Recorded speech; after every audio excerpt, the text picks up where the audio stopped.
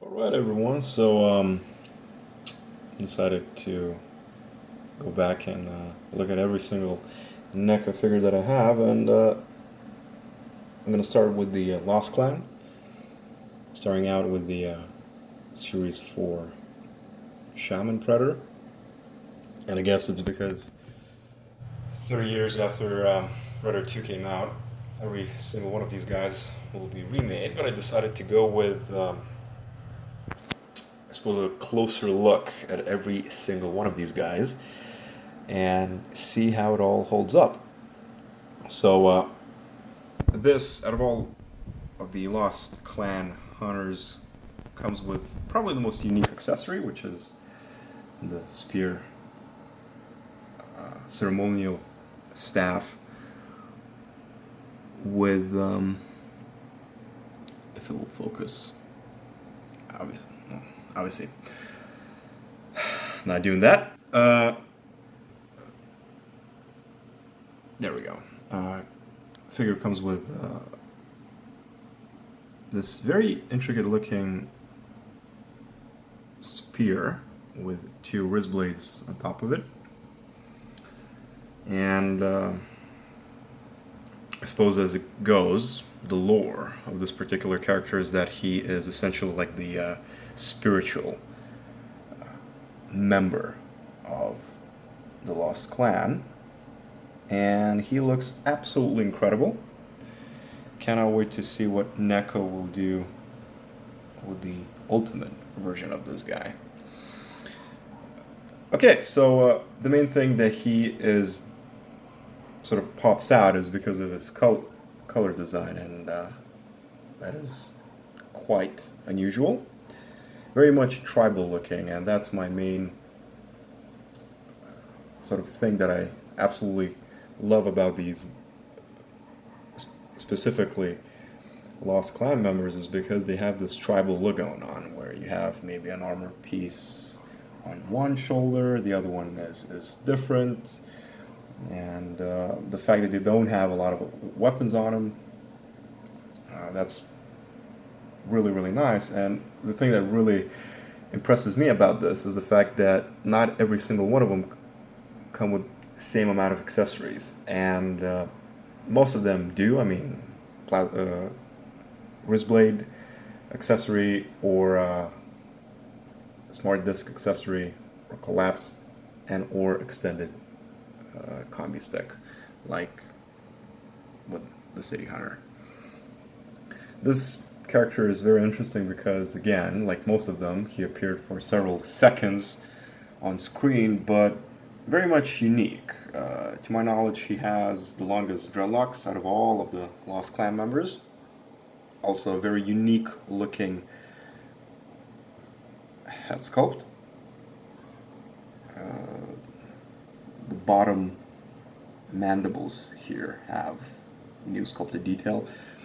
The top crest area looks incredible, and overall just a very unique looking design.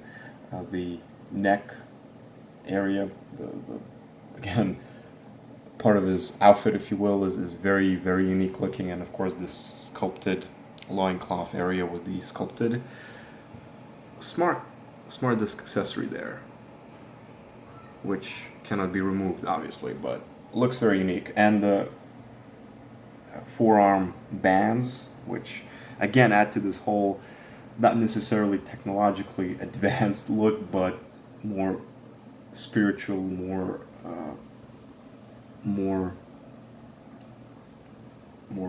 voodoo looking, if you will, which is so cool. And that's probably one of the main reasons why he's one of my favorite members of the Lost Clan.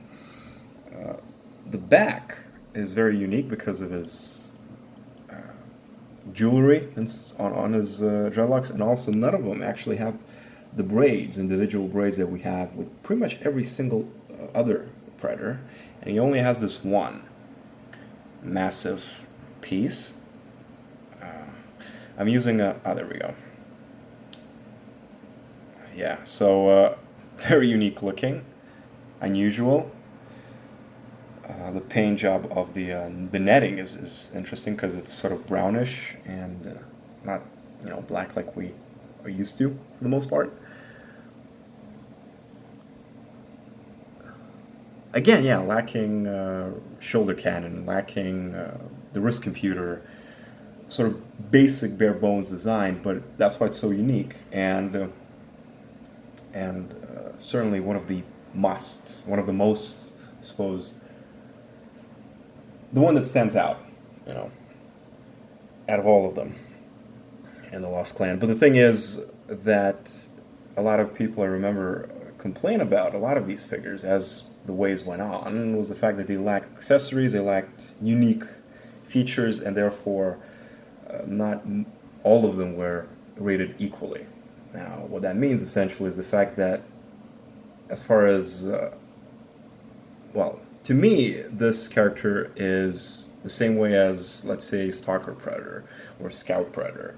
All of them are unique, and therefore all of them, to me, are equally amazing. None of them really stand out in such a way that, like, oh, Elder Predator is the most unique out of all of them. In terms of the movie, yes, because he gave the weapon, the flintlock pistol and whatnot, his design, so on, so on, so on. But every single one of them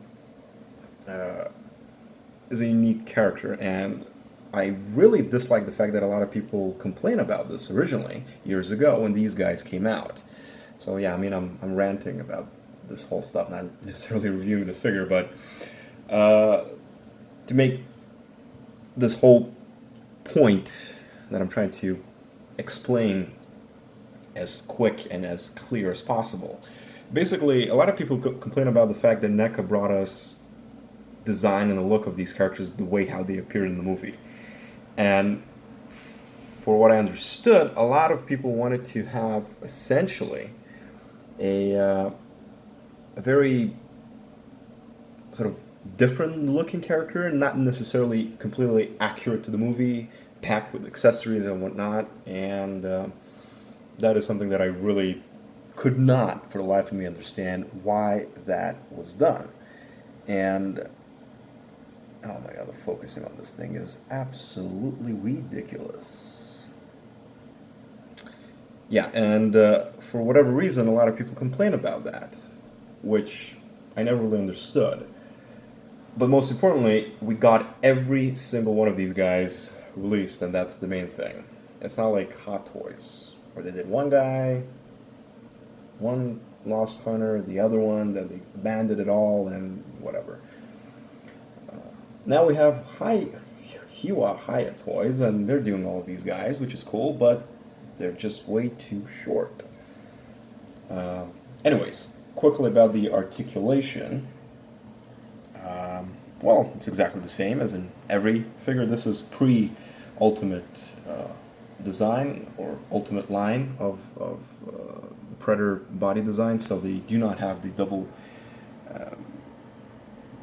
jointed elbows, no cut in torso area, no opening. Well, since this guy lacks it, no opening wrist computer or anything, and not in such a way that it's like a separate piece, as it is like, let's say, with City Hunter or Jungle Hunter Ultimate figures, where you can actually swivel the forearm area.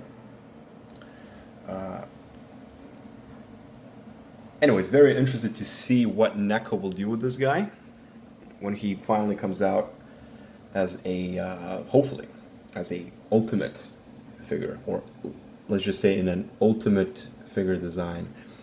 Very, very curious to see what they will do with that. And yeah, so that's basically Shaman Predator. Not going to be doing any of the swivel and articulation points. We all know these guys. We've been getting Predator figures since, well, specifically since 2007, but NECA really started doing all of this stuff since 2010, so 10 years of these guys, so I don't really need to talk about anything, since all of us know all the articulation points. Anyways, enough of me rambling about stuff that's not important. Shaman Predator, Series 4, probably one of the coolest Predators from the Lost Clan.